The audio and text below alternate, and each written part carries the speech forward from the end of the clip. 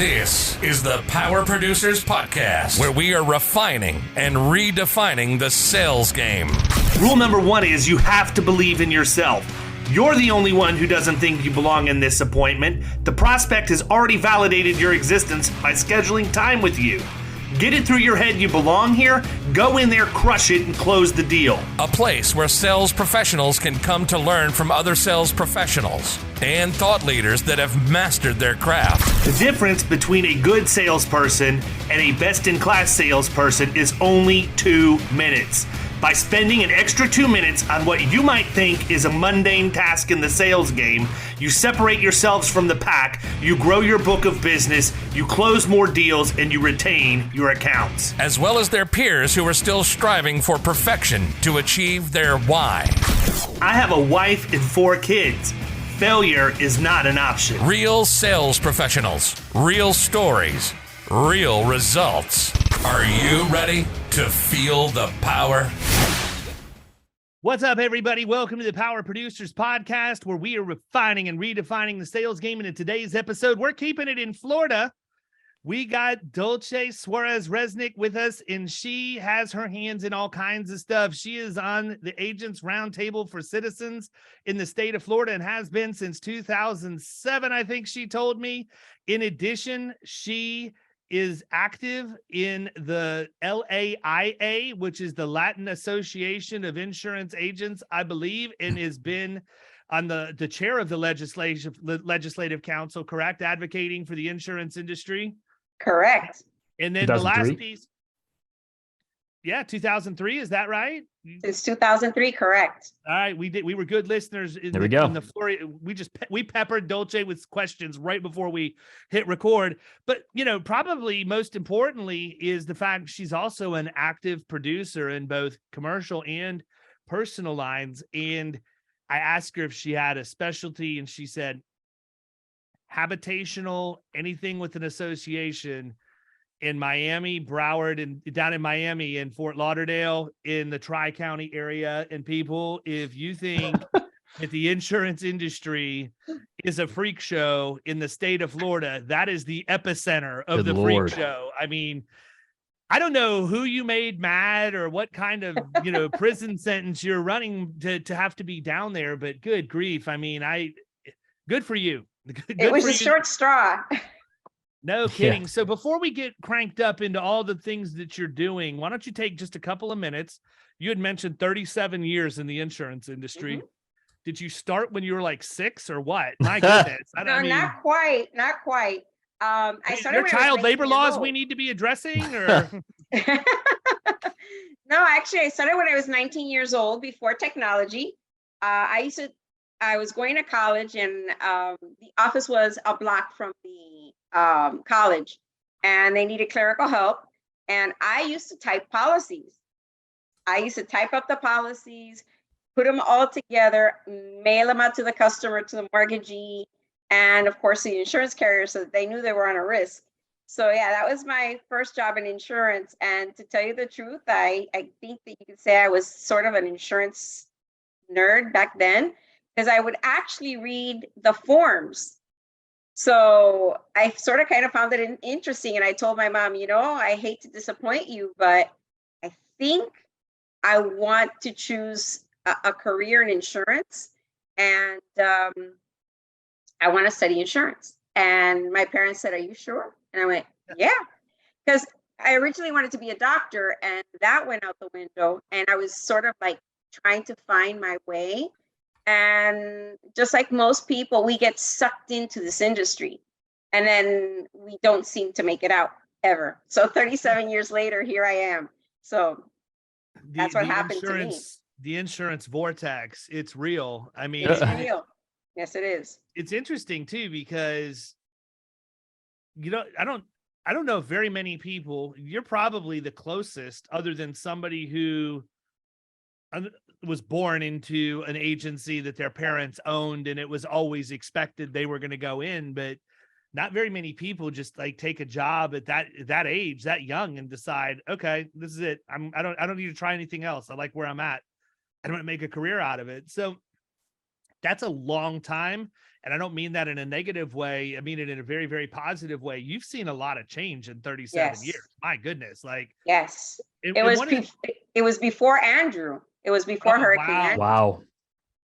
Well, and Andrew was, beyond pivotal for the insurance industry because it changed the building codes in the face of Florida for the rest of time at that point, because we didn't have nearly the standards that we have now. But, what have you learned over time? I mean, what would you say are some of your best experiences and things that have sort of shaped who you've become as you've gone through, a very long career in the insurance industry? I mean, 37 years in insurance is like probably like 150 anything else.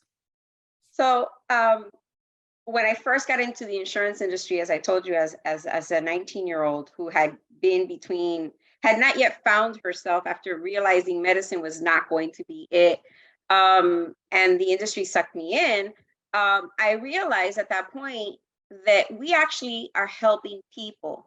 And that idea of helping people protect their livelihoods, protect their homes, their cars, for me, it was a calling. I can help people protect themselves in the event and help them rebuild in the event that something bad happens, right? And nothing was more of an Fulfilling. experience to really show that than Hurricane Andrew in 1992. That was 7 years after I was in the insurance industry. And it was before the technology that we had, because we didn't have any back there. Back then, you took claims on a property loss notice. And because this is a CAT situation, we didn't have electricity. You had to put them in envelopes for the carriers to come to your office to pick them up. That was the quickest way to get those property loss notices to the carriers. So they would actually send their company reps to your offices every day just to pick up those envelopes so they could get them into their system so they knew that they had a claim. Talk about the lack of technology. Only those large carriers that had 800 numbers that were taking those calls directly, were getting that onto their systems right away. But when you had a population that speaks Spanish, that doesn't really trust sometimes, they're going to call you. And unfortunately, our office had no power. Our phone lines, which were sort of computerized, were down. We had to string princess phones into the telephone closet in the office to get 3 lines working. And we were calling customers that were in that area. So that whole experience of being there for the client, doing storm duty, waiting for a week for the power to come back on, that we were getting phone calls now from the people that were getting some power back on, and they could make phone calls, helping them rebuild their lives really solidified my position in this industry moving forward. And I knew that I would study insurance, teach insurance, and get involved. And I think that what changes constantly, and I told my students this, there's one thing that I can tell you that is for sure, this industry is constantly changing. Just when you think you figured it out, something else happens. And if you're in Florida, that's every couple of years. Jeez. So as you know, we went from being a thriving market in 1992 to becoming a state that had a residual homeowners market. So the Florida Residential Property Insurance Corporation had to be formed because so many carriers, 9 to be exact, went insolvent, and there wasn't a marketplace. So we had to learn to use a residual marketplace. We had to learn to use excess surplus lines more. And it was a complete learning experience after Hurricane Andrew. But it was satisfying because as our customers got their claims taken care of, you saw the rebuilding efforts underway. And it showed you that we kept our promise. That piece of paper that has a promise on it, it did its job. Fast forward 30 years, it's a different world. And it changed during the 2004-2005 hurricane seasons. After Citizens was created, that they took over that residual market, the Florida Property and Casualty Insurance program. And this is a quasi-governmental entity, and things changed dramatically. And They went into business in 2002, and in 2004, 2005, you had 8 storms crisscrossing the state of Florida, and now it got real. Mm-hmm. It was a completely different experience than with Hurricane Andrew because of the types of policies and then the culture, the insurance dependency culture, the fraud infiltration into our culture down here. And that changed the insurance industry forever in our state, completely. So it was 2 huge events in that small period of time between 1995 when I started and 2005. It was the first 20 years of my career almost, right? That was 20 years. And I got in, I got in 05. So it was post Andrew, post all the storms that came through literally like a year or two before I got into the industry. We joke about it all the time because a carrier will come in and they'll say, I just want to let you know we're tightening up. We don't really have property capacity. And I just laugh. I've had property capacity for like 18 months out of 20 years doing it. Yes. You know, and it's limited at that, what you're able to write. I'm interested in your thoughts. I mean, you've got a really ridiculously strong resume. How would you compare what we're dealing with post Ian right now versus what it was like coming through those 2 major events back from 95 to, or, you know, from when Andrew hit to 90 or 2005? It's a completely different environment, completely. First of all, the attitudes are adversarial. So the customer already thinks that, oh, they're not going to pay me. I need an attorney or I need a public adjuster. Yeah. Where before that was not their thought. Their thought was pick up the phone, call your agent, right? And they're going to help me. Call my insurance company. They're going to help me. Right now, the attitudes are different. The world has changed. The insurance world has changed. Policies have more restrictions nowadays than they did before.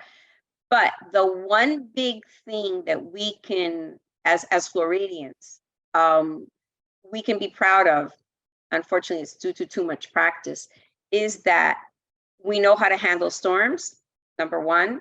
Number 2, because of Andrew, the building code, as you mentioned, is the strongest building code anywhere in the United States. And we have proven time and time again that if a house is built according to that building code anywhere in the state of Florida, along the coastline, inland, it doesn't really matter. It's going to hold up. It's going to have damage, absolutely, but it's not going to be destroyed. And that's one of the very important lessons that we have learned. We know that reinsurers, which is our biggest problem right now, is the reinsurance and the capacity to write insurance because reinsurance is so expensive.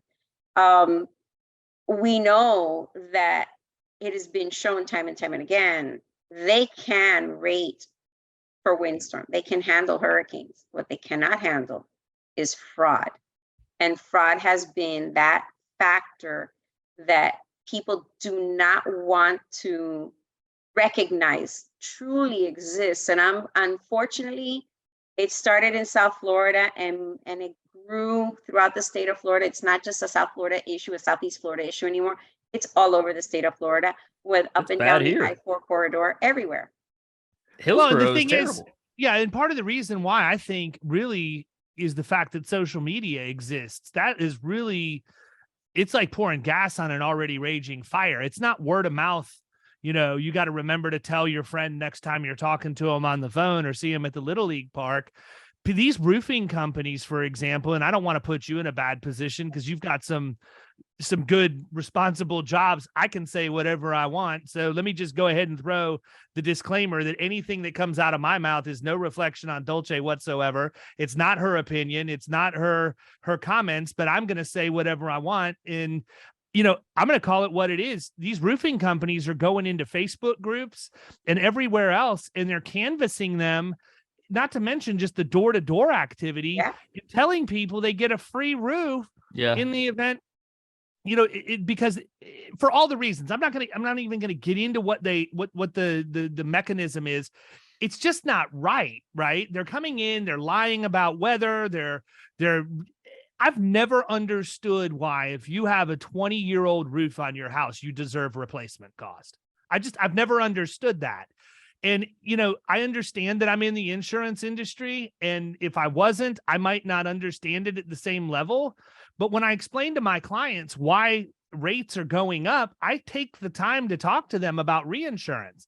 You and I know what reinsurance does and the effect, but the average homeowner has no clue what reinsurance even is, let alone that's one of the reasons why their rates are going up, right? The other thing we do is we take the time to explain ordinance and law. That's another area agents typically skip over, yet it's in like a size 56 bold-faced underlined font on the front page of every policy that comes out. How important does the insurance company think it is people know about it? Yet we don't take the time to explain it many times because we think continuing education is as simple as going on the internet, pencil whipping a class to pass the test so we get our hours, and then moving on. We're not truly investing in making ourselves better and understanding our jobs to be the best advocate we can for our clients. And then the third piece of that, aside from, everything else, or what I explain, is that if you were driving a vehicle, let's say you're driving a 15-year-old car that you had bought brand new, and that car is now 15 years old. It has 145,000 miles on it. It's been in the shop and been repaired. You've patched it together as best you can. And all of a sudden you go out and you get into an accident and that car is totaled. Are they going to give you a brand new car for that car? No, they're going to give you whatever the replacement cost less depreciation is defined by actual cash value. So I don't understand why we don't just make that standard, right? Or at least say, if you have a roof that's 5 years or newer, we're going to give you replacement cost, but anything over that, let's make it actual cash value, because then it balances everything out. But you and I both know the problem is we have to take the time to explain that to our constituency, the people who buy policies from us, because you can't just make a wholesale change and give them a policy, because God knows it's not a matter of if, but when we have another storm, they're going to be the one left holding the bag with an ACV 17-year-old roof and not understand why they're getting more than $1,500 for it or something. Well, crazy. The other thing is that it's the only problem I have with ACV roof is that you can't group all the roof types together. Because shingle roofs, and we have a list from the Florida Architects Association that has a useful life by roof type, and not all roofs hold up the same. Another thing is people think that their insurance policies are maintenance policies. Since when? And the example you used about a car, when your brakes go, you don't ask your auto insurer to pay for your brakes or to change your tires or to do a whole tune up or whatever. No, you take care of it. You maintain your car. You take it in for service. Well, people have to do the exact same thing for their homes. Check your lines, all the water supply lines, the hose that goes to the AC, your dishwasher, your washing machine, water heater. Check these things out. Check under your sinks. If you see that there's a leak, do something about it. Fix it, right? It's beyond me how people think, well, I have insurance. They're going to fix it. They're going to provide it for me. And that's not how it works. You need to maintain your roof. I have a 21-year-old tile roof, but I have a roofer check it every 3 years and make repairs if needed. And that's because I'm an insurance agent and I know you should do maintenance to your roof. And I also live in a homeowners association that has the patrols going around saying, oh, your roof is a little dirty. You have to have it, pressure washed. One of the worst things that you could do to a roof, the last thing you need every 2 years is having somebody with machinery walking on your roof. Because what's going to happen? They're going to crack the tiles. And eventually that weakens the roof. And then the storm comes and starts to make those pieces of tile fly off because they're already broken. So if people don't take care of their home and properly maintain it, it's going to deteriorate. And insurance doesn't cover for that. And how many agents don't have that conversation with their clients? Right. Good point. Yeah, it's actually, I explain it to people all the time. Your insurance policy is not a savings account. Exactly. But I think that we've been jaded to think that way. And again, it leads into another issue that's really impacting the rates here in Florida tremendously. And that's the involvement of attorneys in the process. Because if you listen to the messaging and the marketing, look, I've got good friends that are attorneys. There are good attorneys. There are bad attorneys, just like there are good insurance agents and bad insurance agents. Absolutely. So this is certainly not a blanket statement in any way, shape, or form. But if I'm the average Joe Q public that's sitting at home watching TV, the messaging I'm getting on TV is, if you're not happy with what your insurance company tells you you agreed to and are contractually bound to, call us. We'll figure out a way to get you out of it, right? Yeah. We'll figure out a way to get your claim paid. Don't worry. We can find that obscure coverage language, or, we'll sue everybody under the sun until we can find somebody other than you to put the blame on. And the thing is, I think it was something ridiculous, like 76% of all claims dollars in the state of Florida went to attorneys, not the people who What? actually Yes. had issues. 76? Yeah. So think about it. Think about it right now in real life terms. Okay. One thing that David, you mentioned, the advertising, the storm hasn't hit yet. And what do you see on television? What do you see on social media? Don't call the insurance company. Call me. I am the lawyer that's going to protect you. Right. I want to sue your insurance company .com, right? I'm that attorney that's going to help you out instead of the customers calling. So here's what happens. You're absolutely right. All this litigation, when you think about that, 8% of the claims on a national level come from the state of Florida, yet 76% of all litigation in the United States is from the state of Florida. We have a problem. We have a huge problem. So we're very thankful to the Florida legislature for having had the bravery, let's call it that. They were brave enough to decide no more assignment of benefits, no more one-way attorney's fees, and no more multipliers in property claims for personal lines and commercial lines. That was a very bold move and a very necessary move, but it was a little bit too late in the state of Florida. We have been going to the Florida legislature for the last 10 years and telling them, you need to do something. We're going into a crisis. You need to do something. We're in a crisis. And they finally did something when we were no longer in a crisis. The industry had collapsed in the state of Florida. They waited for the collapse. And now it's going to take 3 years to get to the point where we can see an impact of the piece of legislation that have been passed. But it's like having a three-legged table. They passed 3 very valuable pieces of legislation that would help during special session. But there's one piece of that puzzle that you mentioned, and that's the solicitation. There's no solicitation standards. I can send you a video of me shooing away roofers from I live in a private community. You can't get in unless you're here to do a job for someone else. But they send teams of people to canvass the area. And they came knocking on my door, and I was homesick. And I asked for a brochure or a card. They didn't have one. And then all of a sudden, a light bulb went off my head, says, turn on your phone, start videotaping them. And I did. And I told them, you're in a private community, stop canvassing. I am going to call DPBR on you. Oh, well, we're here to take care of your customer. That's a lie, because my neighbor next door didn't call them. They came from across the street. They're doing a house across the street, and they started knocking on everybody's doors. I videotaped them, took everything, and I said, I want you to call your guys and make them stand next to you, or I will make sure that Citizens gets a copy of this video and that I call DPBR. And I called the association and let them know that this company in particular is in here soliciting. And the guy called the people back, and I took pictures of everything, but I still sent it to Citizens, because this is what we have got to stop. We have got to stop that kind of practice. Agreed. Let's talk about Citizens for a couple of minutes, because I mean, that's going to cause its own problems if we're not careful, right? Absolutely. We do I know you and I just met really like right before we started recording this. So I'll share with you, our agency is probably 99% commercial, specific to middle market, heavy on casualty because of the property issues in Florida.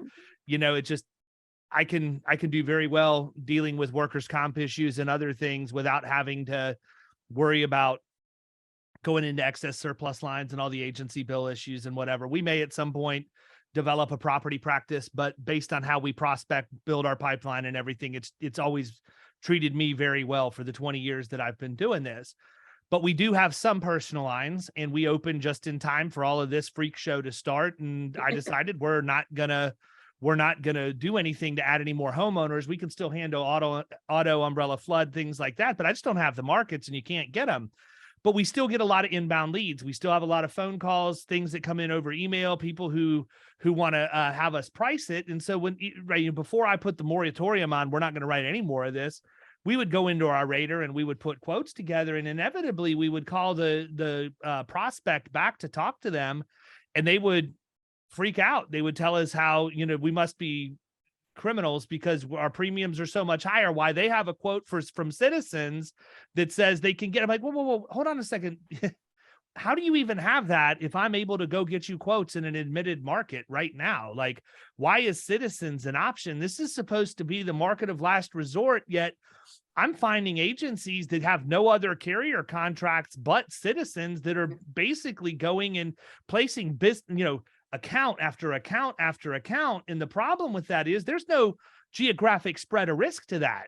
Citizens is set up to ensure Florida, at least if you're dealing with a national carrier or even a regional that canvasses the entire southeastern portion of the U.S., you're not going to get hammered by the same natural disaster. But a company that's only in the state of Florida, that's why a lot of them pulled out, is because they got hammered. And some of those companies were diversified in other states and they couldn't make it.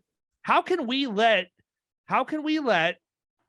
business continue to get poured into Citizens through agencies that have other outlets, but they're more concerned about selling a policy for their agency instead of giving the correct advice and ensuring their prospects in a market that they have access to that would quote?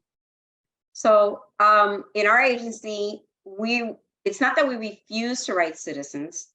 We only write Citizens if there's nowhere else for our client to go. Whether it's commercial lines, which right now the condo market, the condo association market, the property market has pretty much dried up, and homeowners in Southeast Florida has pretty much closed down. I mean, it doesn't matter that I represent 20 homeowners carriers. I do. They're closed in certain zip codes, in certain counties, or if your roof is more than 10 years old or 15 years old, you have to qualify. It's like all the stars have to line up just right, and you might qualify for coverage. And sometimes, believe it or not, here in Southeast Florida, those carriers are slightly lower than Citizens. So for the few that qualify, they don't go into Citizens. The few that it's maybe $100, Citizens is $100 less. We explain to them, remember, there's no bells and whistles. There's no $300,000 liability. You really need to go with this company. We can get these customers to think about the alternative and pay $200 more and stay with a regular insurance company.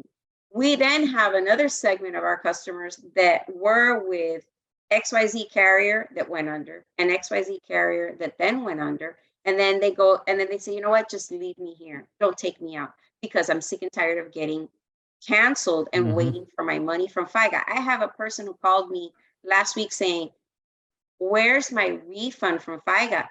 And I said to her, your refund should have been in your hands by September. You will have to call to find out where your refund is, because her carrier went insolvent in May. And they were saying that you would get your refund between 60 to 90 days.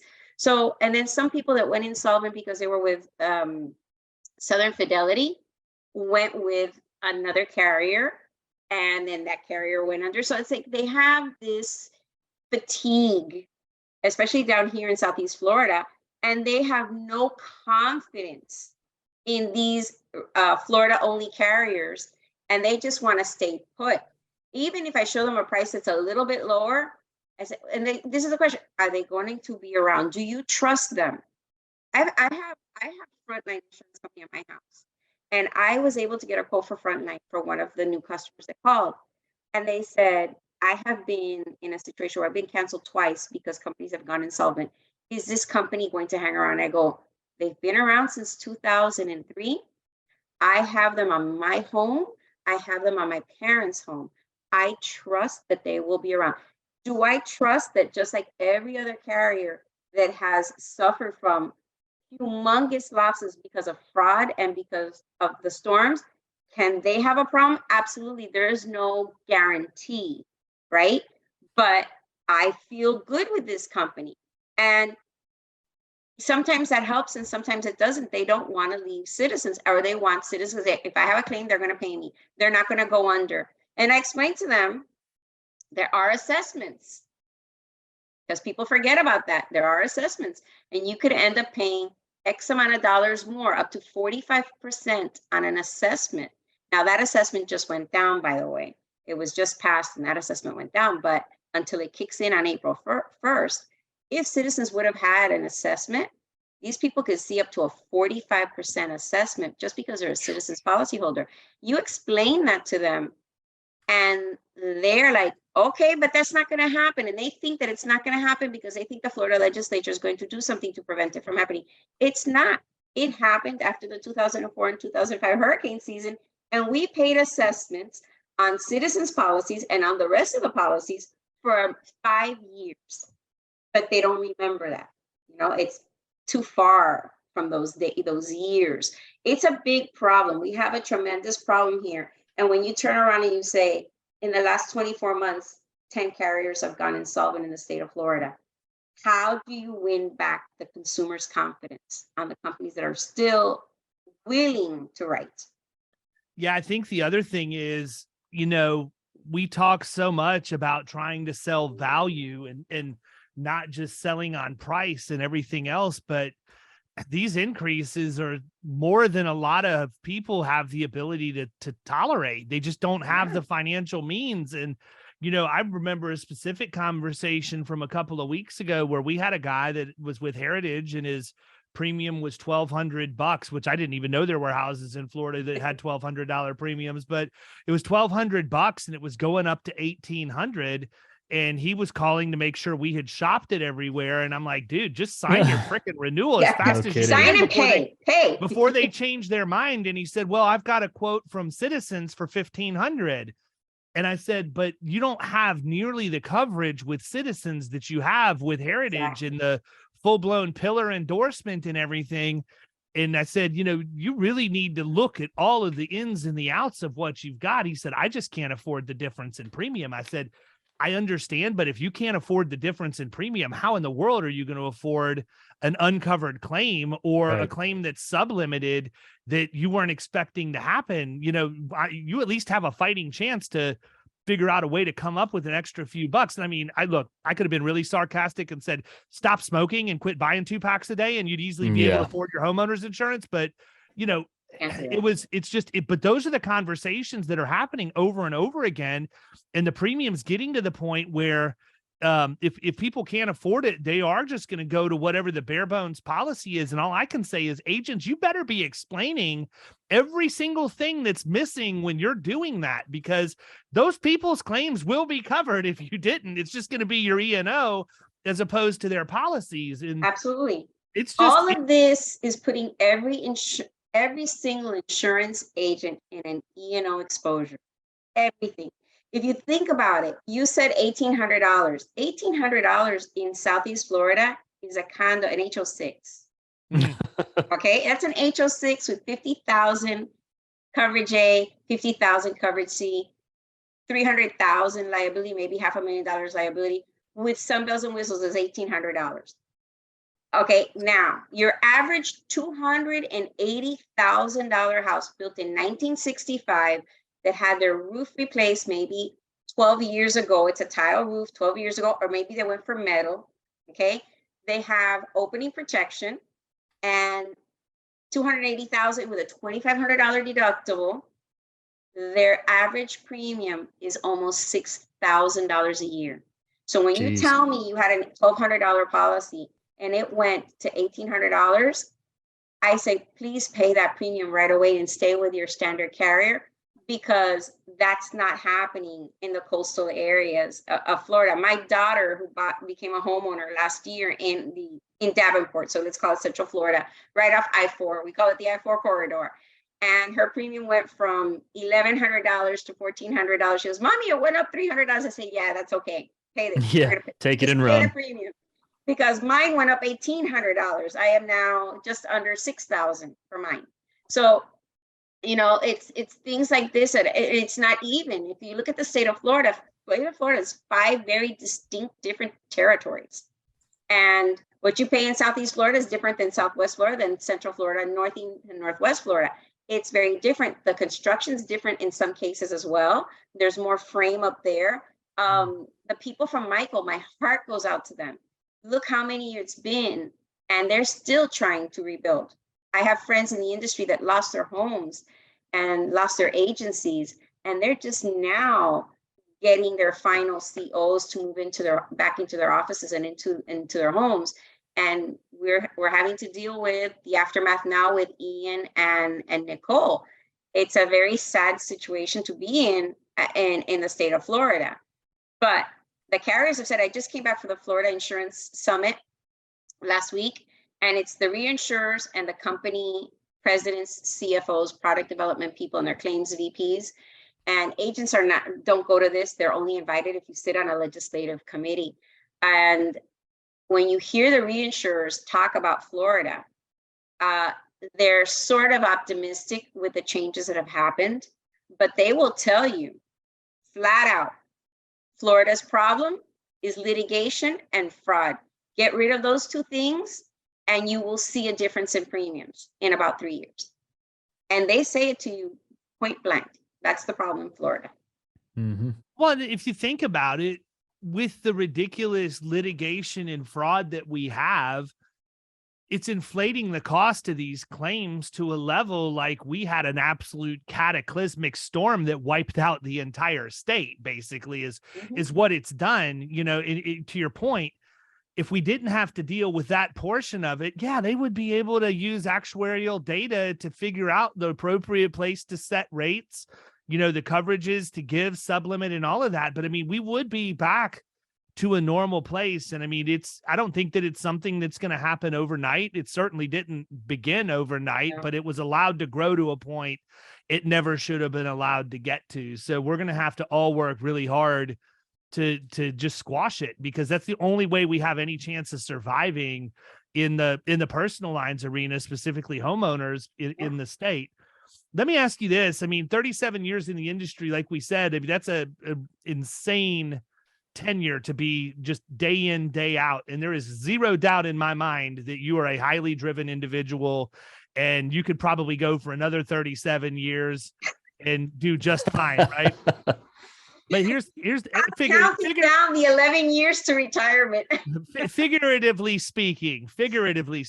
But you know, if you've been in the industry that long, one of the things that we talk about over and over again is the fact that the insurance industry is male, pale, and stale.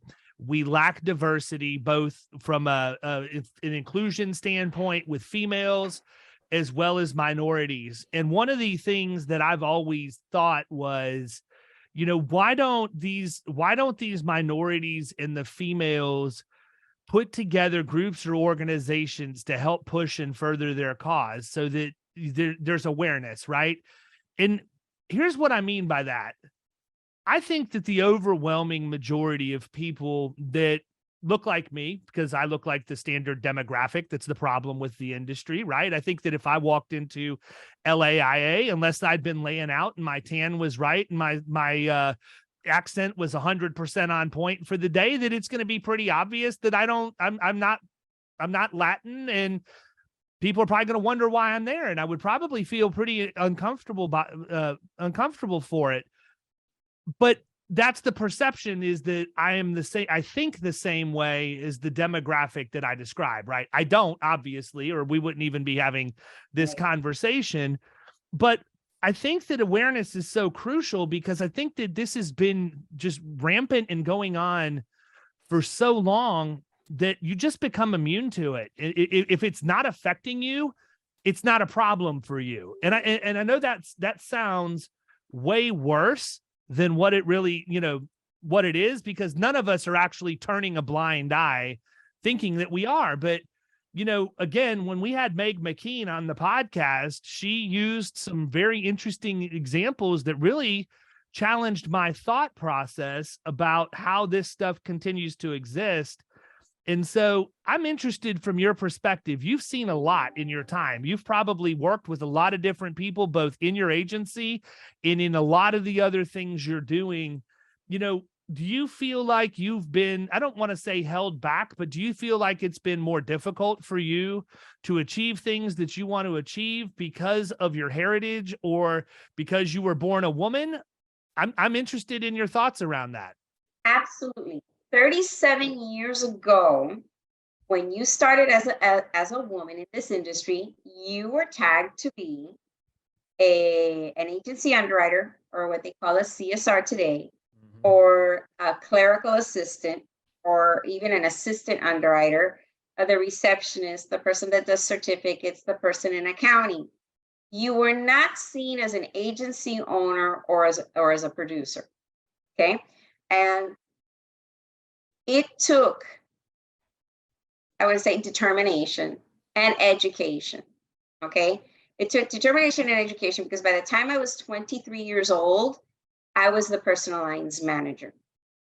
Okay. Nice. At an agency that I was at, and then moved on. And at the next agency, and I will tell you that in my entire life, the only reason that I changed agencies at that age is because my boss passed away and they sold the business and it went far north from where I lived. So I didn't go with the agency. I chose to change agencies. The agency that I went to, the agency that I was there the longest was 17 years. And there it was an agency that was owned by an American and a Cuban. And there was some diversity there. I would say 50% of the staff was Hispanic.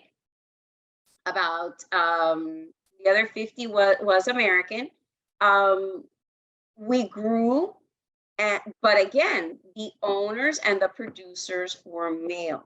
The females were all the staff members. So it was difficult. I decided at age 29 that I wanted to finally start a family, and I left my position as personal lines manager and became a producer. And that gave me the time that I needed, because if you don't produce, you don't get paid because you're on commission, right? But into that moment, I studied, I got my license, I took institute courses. I joined the National Association of Insurance Women. And you had a network of ladies throughout the United States that would help you, and here in Florida as well. So the women learned during the Second World War here in America, they learned to create a network of insurance lady professionals to help each other out. And that's how I got started. I had some very good mentors that helped me, but it was a challenge. And then when I left that agency, my daughter was already 5 years old and I went to a different agency. I looked around the room. There were 104 people in that office, 30 producers. There were 5 women producers. Everybody else was male. Some of them were Hispanic and some of them were American, right? But you had 5 female producers. And within 2 years, we were down to only 4 female producers. And we were purchased by a large national firm who basically, when they came in, and it's the reason why I left that firm after 5 years, they came and said, look around the room. A year from now, most of you will be gone. And I asked, what do you consider to be the ideal producer that you would recruit? And they said a 26-year-old male, a college graduate that was in sports. And I said, but you have 4 female producers here that have a very nice book, that are very good agents. You know, why wouldn't you consider? And they just said that was their demographic for a good producer was that, because they could train them from there and they're going to be competitive or whatever. And I decided that was not the agency for me. Under that new ownership, it was not for me. Yeah, I mean, who comes in and is like, you guys aren't going to be here a year from now? Like, that's just kind of a weird. How does that make you feel, right? Yeah, as a female, as a minority, not in Hispanic, at my ethnic side, because of the 105 people there, let's say 60% were Hispanic, but that's mostly staff. That was most of the support staff. It was only 4 of us females that were producers, and 3 of us were Latin, and 1 was not. So as a female, we were all looked at each other because we were sitting relatively close. we looked at each other like, oh my God, are we on the chopping block? Yeah. Right? Could you imagine the something to think lawsuit about. today? So I was the first one to leave. And I left 14 years ago and became a partner at NCF Insurance. And 4 years ago, we were acquired by Accentria. And I have to tell you that their mentality is a little different. They believe in diversity and inclusion, and it's a different atmosphere. But I have to tell you that those first 24 years or so, it was difficult. It was difficult to be a lady producer. It was difficult to be the head of a department when you were 23 years old and Hispanic.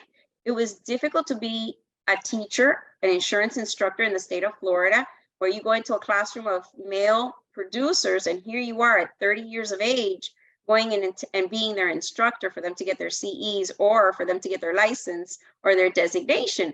So it was a process. But how do you get around that? Is that you have to work twice as hard sometimes, and you have to study really hard, get your designations, and show them that you're an insurance professional just like they are.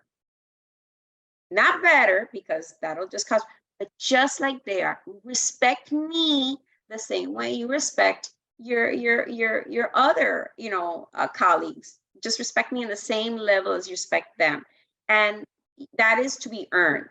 Right? That respect is earned. Don't expect anybody to give you that respect. You have to earn that respect. And I think it took, 30 years to gain that respect.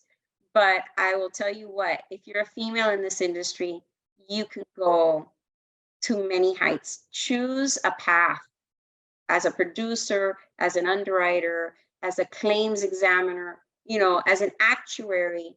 You can do it. You can do it all. There's been many of us before you that have, set the path. I mean, Sierra Gaviera is a great example of a great woman insurance agent, insurance professional. Gabby Dominguez, past president of CPCU Society. There's so many that I can point out to you that are members of the Latin agent, not because of anything, but yeah.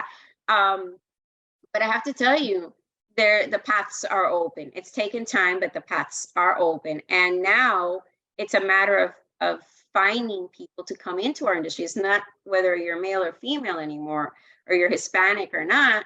There is a huge shortage in our industry of people wanting to come into our industry.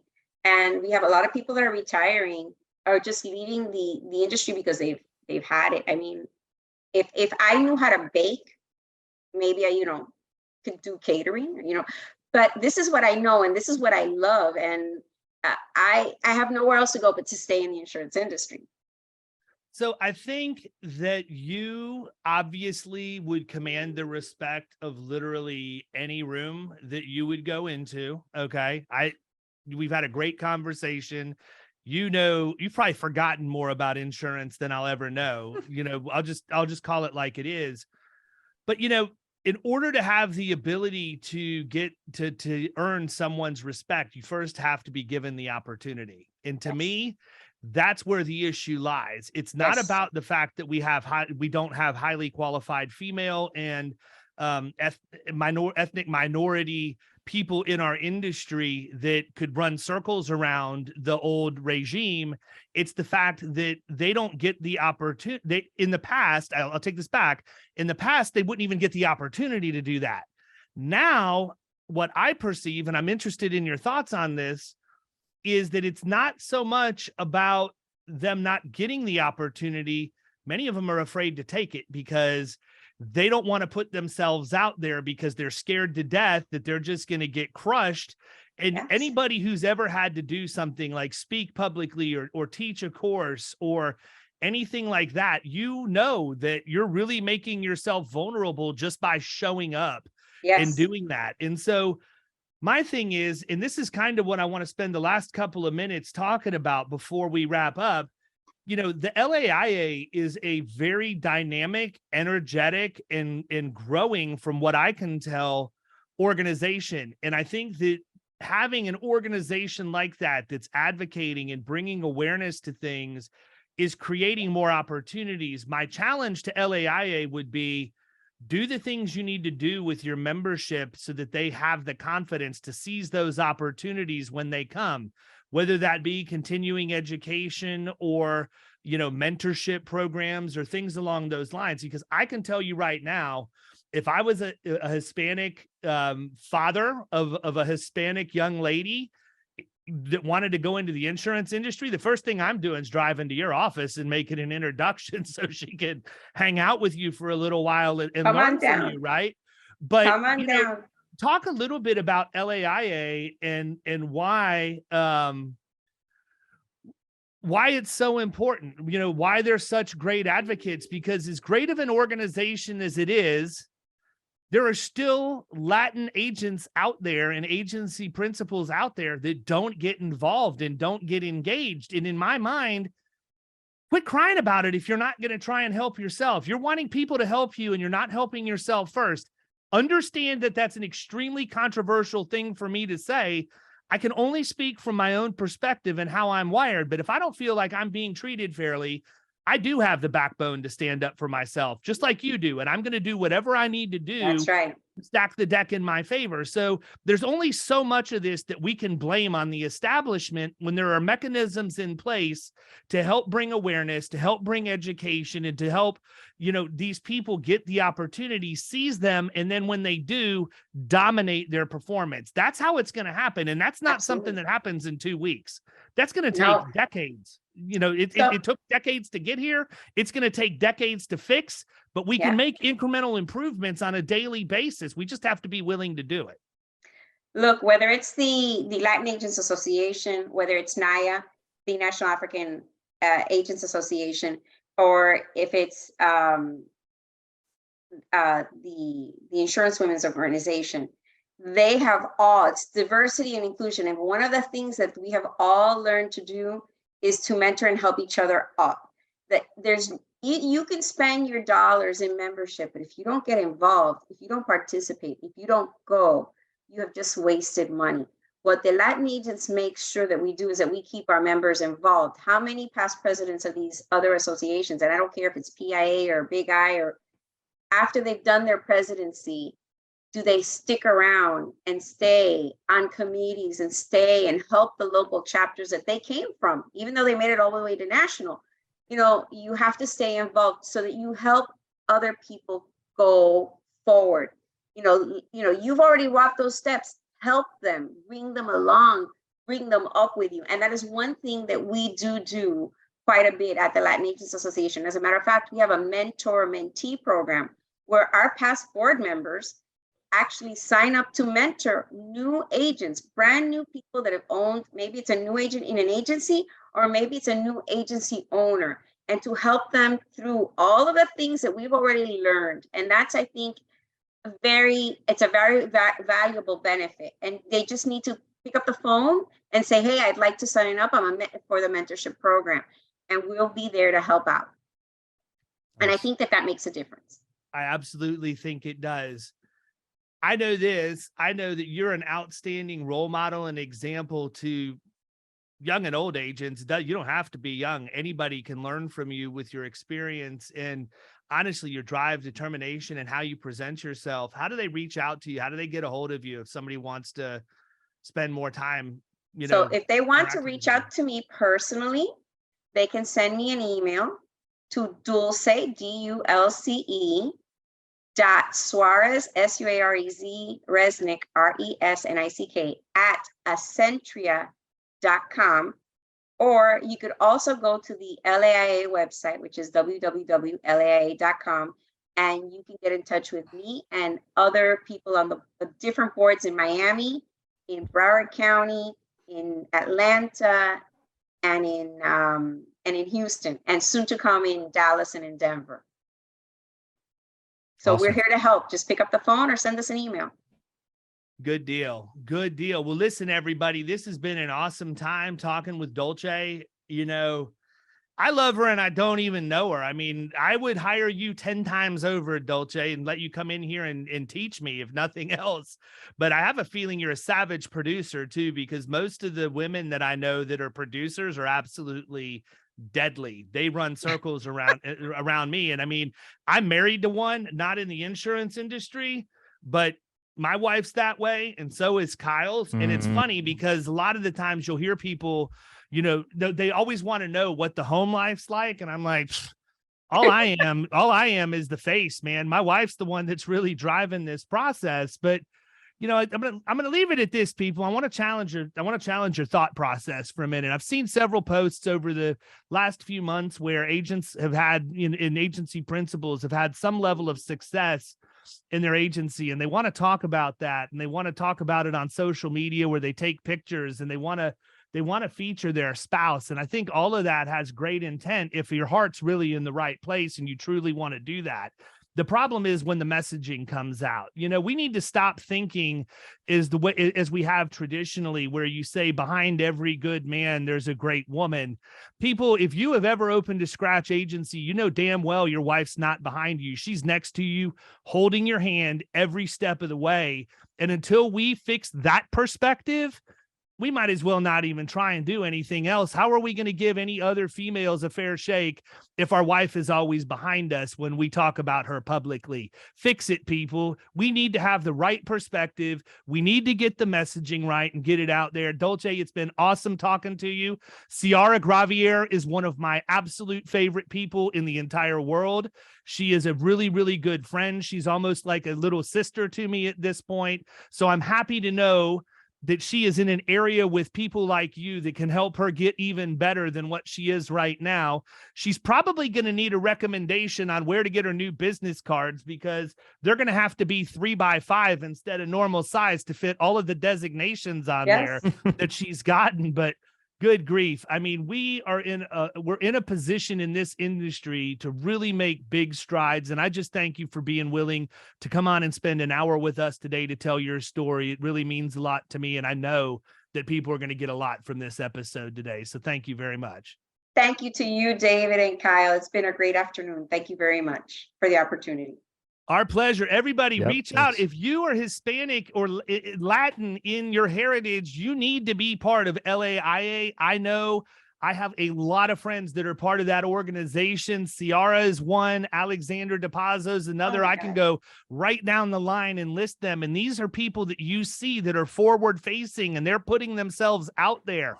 What does that mean to you? That means they can help you. If you want exposure, these people have it and they can help you get it. They can put you in the room that you need to be in, but you've got to take that first step and reach out, and you take control of your own destiny. Don't sit back waiting for other people to do it for you. Everybody have a great week. We'll catch you next time. See ya.